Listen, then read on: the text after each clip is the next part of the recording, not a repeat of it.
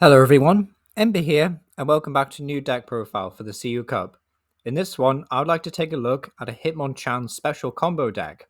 So Hitmonchan is as follows. It does 30 damage for a single energy, and then you switch it with one of your bench Pokemon. So not the worst attack in the world, but obviously, nothing groundbreaking or astounding. If we wanted to play a hit and run deck, realistically, we could play something like Excelgor, that's not why Hitmonchan is good. Although being able to hit and run into something like Maractus, for example, or this Goomy from Forbidden Light, which is one of my favorite cards from that era. It's just a really fun card.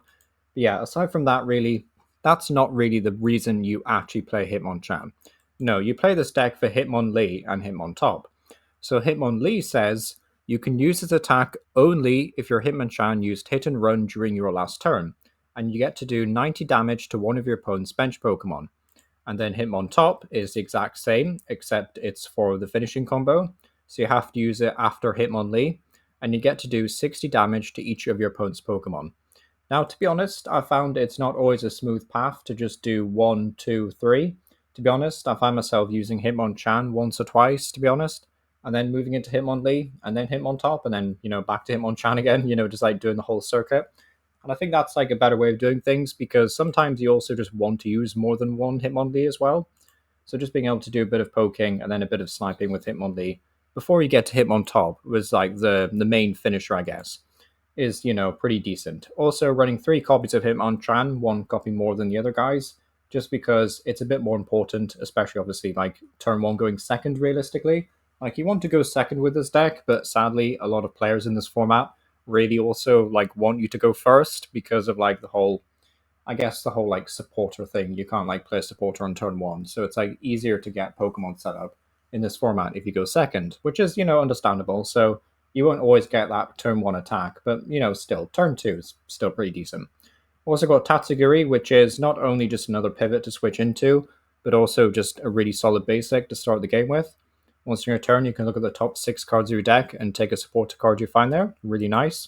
Maractus, I'm sure you're familiar with, but basically, if it gets KO'd, then you get to do 60 damage in retaliation. So just really nice, if you have to switch into it. You could also like corner trap something in the active spot, really. So that's kind of like it for Pokemon. Nothing too crazy or anything's like standing out too much. I will talk about some of the trainers though, because we do have things like Hisuian Heavy Ball, just in case too many of your Hitmontops or whatever are being prized.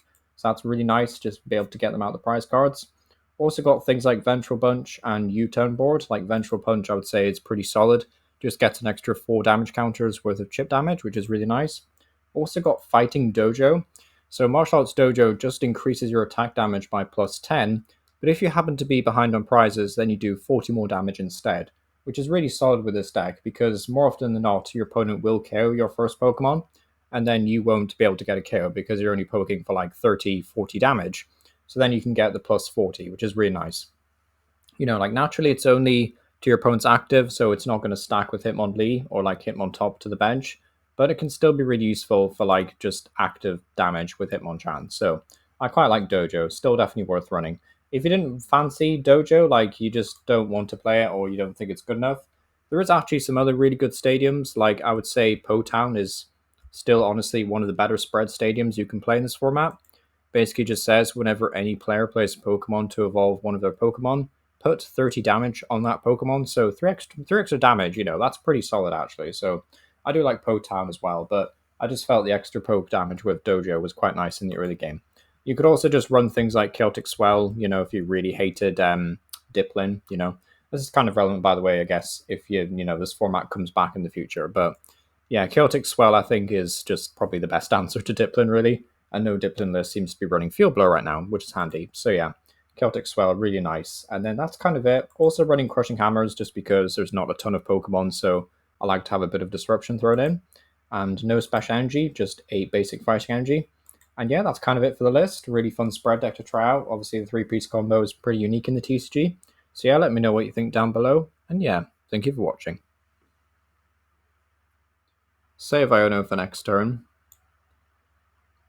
And then basically, after that, okay, not that bad actually, because we do get the Goomy. I will probably also bench this guy, just because I have a feeling we'll have to use hit and run next turn anyway. So yeah, we'll use hit and run. So 40 damage this turn. And I will promote, I think, just Goomy, really. Like, I'm going to use Iono anyway, so I'm not too fussed about that. So yeah, I think next turn we can do hit and run again. And then after that, we should be in a better spot, you know, to like start chaining Pokemon. So it looks like my opponent has a sort of Regice deck, I guess. They do also discard my Dojo, which is a bit unfortunate. They are also playing like Fighting Energy as well, so maybe that's kind of helpful to us as well, especially if they do take the first prize card. They are also attaching to one of their bench Pokemon instead. So they are playing like a spread deck of sorts, I guess, like 90 damage and 10 damage spread. So that is something to bear in mind for sure. We could also KO this Quaxalava if we got the Hitmonlee this turn. Yeah, Lana's Age, not really what I wanted. I will put Dojo out. I will attach the energy to Goomy, just because I think I'm going to be using hit and run anyway. I will then use an Iono. So yeah, like an alternative play could have been like trying to find Switch Energy Hitmonlee. But okay, we got the Hitmonlee, but we didn't get anything else really, so I think I'm okay with just doing Retreat into Hitmonchan. And then I think I'm just going to go for the special combo next turn. So yeah, I'm going to promote Hitmonlee and hope that they don't have a way to KO it. So we'll do 80 to this one. And then promote... Although, actually, I could be safe. Because I do have the Guzma in hand, so... Yeah, I'll leave Goomy up. And then this way, like, depending on what my opponent does, we should be alright. We also have Night Stretcher, just in case my opponent decides to Gust KO Hitmonlee. 90 damage won't actually get them there, but they can still one-shot everything else in the deck, so we've got to bear that in mind as well. So they use Arc Phone. Not a bad card at all. So if they don't bench anything else... Okay, I was going to say, if they don't bench anything else, then we might not want to actually toss out the Guzma, but I think we'll want to Guzma up this guy. Okay, Rare Candy TM Energize. Interesting. So I think, yeah, we just Guzma up this other one. And then we go for, like, the special kick. On probably Quaxalava. Although we could do 90 to this guy. And then that sets him up for being KO'd. So I think that's probably what I'm going to do, actually. Is we'll Gust up this guy. We'll bring up the Hitmonlee. And then we'll do 90 to that one. And then that puts us in a pretty solid spot overall. I could play Judge's Whistle, but I don't think I need to just yet. I don't think I want anything else. Like, the only thing I really want at this point is like a U-turn board, just to get like a proper pivot established. But aside from that, we're okay. So I'll do 90 to that one.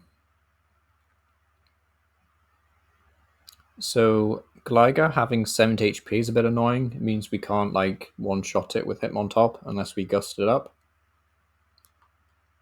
So this will have to be... Yeah, I suppose like we could maybe fished for like a Guzma next turn and like try to get a KO that way, but I mean, we are about to have like a pretty good turn, hopefully. So yeah, they use the Turbo Energize. I'm assuming to the Quaxalava, or if they play the Glycosaur, maybe. This is kind of tricky because like they are sort of bulky and they can one-shot us, which is a bit annoying.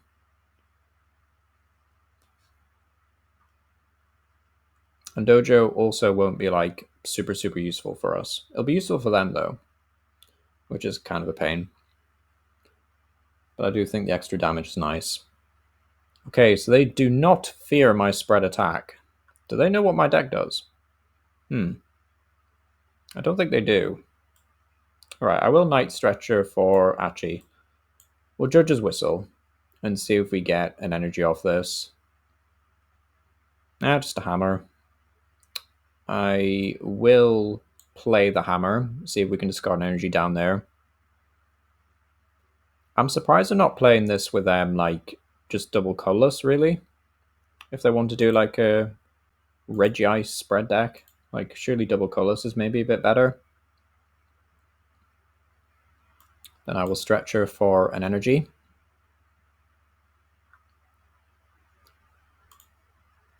Yeah, get that out. Then we can just pay the retreat cost, fork it out. So yeah, these guys having a retreat cost of 1 is quite handy. Promote this guy. And then finishing combo. So that should be enough to get rid of this one and this one. So pretty devastating. It does also mean we don't have to like do a ton of spread damage throughout the rest of the game. Dojo will help them more than us now, but that aside, I think we'll be okay. So there is another Hitmonchan, not super useful.